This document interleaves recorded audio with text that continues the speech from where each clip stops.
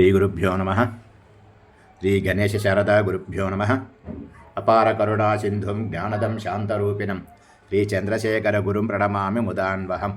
జయ జయ శంకర హర హర శంకర. ఈ నెల 6వ తారీఖున అనగా ఆషాఢ శుద్ధ ఏకాదశి ఆదివారం.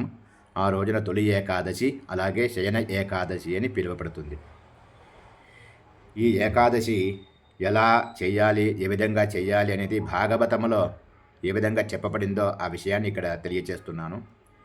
ఏకాదశులు మొత్తం సంవత్సరంలో 24 ఏకాదశులు వస్తాయి.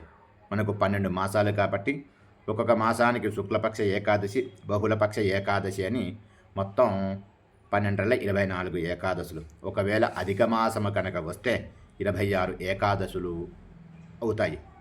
అయితే ఈ యొక్క ఏకాదశి ఎలా చేయాలి, ఏకాదశి ఉపవాసం ఎలా చేయాలి అనేది భాగవతంలో చెప్పినటువంటి అంశాన్నే శ్రీ రామకృష్ణ పరమహంస వారు తన శిష్యుడైనటువంటి మహేంద్రనాథ్ గుప్తాకి చాలాసార్లు చెప్పారు దీని గురించి. ఇదంతా కూడా భాగవతంలో ఉన్నటువంటి అంశమే. ఆ అంశాన్ని ఇక్కడ తెలియజేసే ప్రయత్నం చేస్తున్నాను. ఏకాదశి వ్రతం గురించి భాగవతంలో అలాగే ఇతర వైష్ణవ గ్రంథాలలో విశేషంగా చెప్పబడింది. ఈ ఏకాదశి వ్రతాన్ని నిజమనిష్టలతో చేయటం వల్ల పారమార్థిక లాభముతో పాటు ఆరోగ్యానికి కూడా మంచిదే. శ్రీ రామకృష్ణ పరమహంస వారు తన గృహస్థ శిష్యుడైనటువంటి మహేంద్రనాథ్ గుప్తాని ఏకాదశి వ్రతము, ఉపవాసము చేయమని చాలాసార్లు చెప్పారు. దానివలన మనస్సు పరిశుద్ధమై భక్తి ప్రేమ అలవడుతుంది అని వివరించారు. నిర్జల ఉపవాసము చేయకుండా పాలు పేలాలు తీసుకోమన్నారు. కలియుగంలో నిర్జల ఉపవాసము చేయకుండా పాలు పండ్లు తీసుకోవచ్చు, దోషము లేదు. అలాగే ఈ ఏకాదశి వ్రతము ఉపవాసం చేయాలంటే 3 రకాలుగా ఉన్నాయి. ఒకటిది నిర్జల ఏకాదశి, అంటే ఏకాదశి రోజున కనీసం మంచినీళ్ళు కూడా తీసుకోకుండా భగవత్ సన్నిధిలో ఉండి ఆయన్ను ధ్యానం చేస్తూ ఉండడం. ఇంకా రెండవది కేవలం పాలు పండ్లు మాత్రమే తీసుకొని భగవంతుని సన్నిధిలో ఏకాదశి వ్రతం చేయడం. ఇక మూడవది పేరుకే ఏకాదశి వ్రతం కానీ పాలు పండ్లు వగైరానే కాకుండా పూరీలు ఇవన్నీ తినడం కూడా. ఏకాదశి ఉపవాసం చేశామంటారు కానీ బాగా సుష్టుగా తినడం. కానీ ఈ మూడవది పరిగణలోనికి తీసుకొనపడదు. అలాగే ఈ యొక్క ఏకాదశి వ్రతము చేయడానికి ముందుగా దశమి వస్తుంది, దశమి తిథి. ఆ రోజున ఆ దశమి తిథి యందు మధ్యాహ్నకాలం యథాప్రకారంగా భోజనాలు చేసి ఆ దశమి రోజు రాత్రి నిరాహారుడై ఉండాలి. ఎటువంటి ఆహారం తీసుకోకుండా మరుసటి రోజు పొద్దున్నే సూర్యోదయాత పూర్వమే నిద్రలేచి దంతధావనాది కాలకృత్యాలన్నీ తీర్చుకోవడం, స్నానాలన్నీ చేసేయడం. అందులో ఏకాదశి రోజు చన్నీల స్నానం, అది తల స్నానం చేయాలి. చన్నీల స్నానం అంటే ఏదో మన ఇంట్లో తొట్టిలో ఉండే నీళ్లు పోసుకోకూడదు ఎక్కువగా, అవి స్టాక్గా పెట్టింటాం. పారేటువంటి నదీ జలాలు కానీ బావి నీళ్ళు కానీ చేస్తే కనుక శరీరానికి మంచిది. స్టాక్ వాటర్ ఎక్కువగా చేసుకోకూడదు. అటువంటి స్టాక్ వాటర్ ఉన్నప్పుడు ఏం చేయాలంటే కొద్దిగా గోరువెచ్చగా చేసుకొని మనం తలస్నానం చేయాలి. ఎందుకంటే ఇది సిటీ వాసాల్లో చాలా కష్టం అవుతుంది ఇవన్నీ.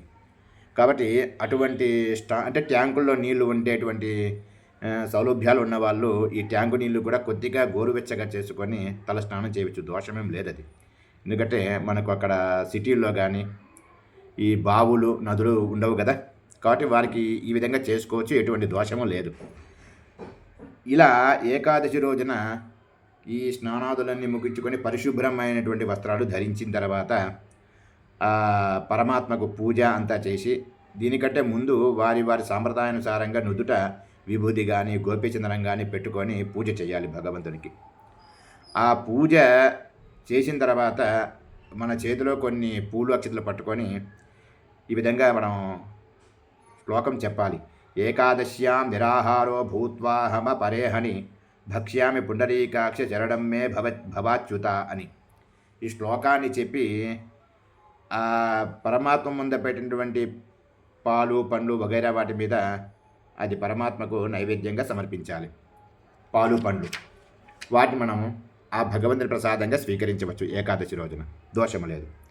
అలాగే ఆ రోజునంతా కూడా పగలు రాత్రి ఉపవాసం ఉండాలి. ఉపవాసం అంటే భగవంతుని సన్నిధిలోనే ఉండాలి, ఇది గుర్తుపెట్టుకోవాలి. భగవంతుని గురించి చింతన చేస్తూ ఉండాలి. అలా ఆ రాత్రంతా కూడా ఏకాదశి రోజు రాత్రంతా కూడా మేలుకొనే ఉండాలి. ఎందుకంటే స్వామికి సంబంధించినటువంటి పురాణాలు కానీ కథలు కానీ చదువుతూ లేదా నామస్మరణ తెల్లవాళ్ళు చేస్తూ ఉండాలి.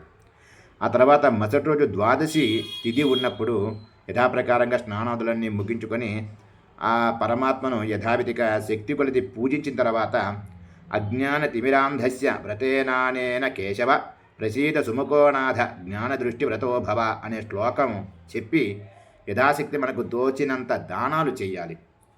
అతిథులను భోజనాదుల చేత తృప్తిపరిచి పిమ్మట సహపంక్తితో ఎవరైతే ఏకాదశి వ్రతం చేస్తున్నారో వారు కూడా పాలన చేయాలి.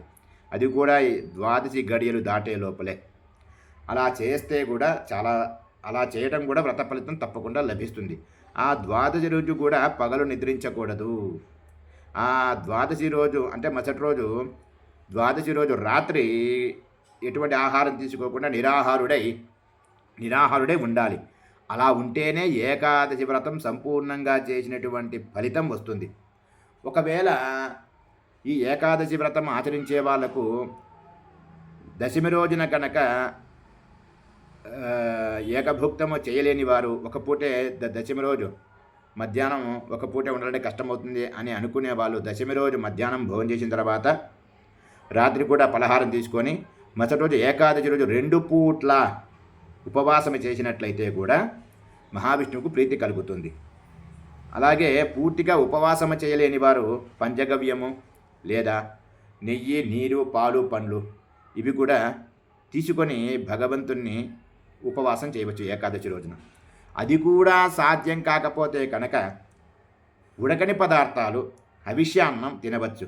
అప్పటికీ ఏకాదశి రోజు పూర్తిగా ఉండలేకపోతే కనీసం నక్త భోజనం అంటే ఒక్క పూట మాత్రమే భోజనం చేయాలి. నక్తం అంటే పగలు, కాబట్టి నక్తం అంటే రాత్రి.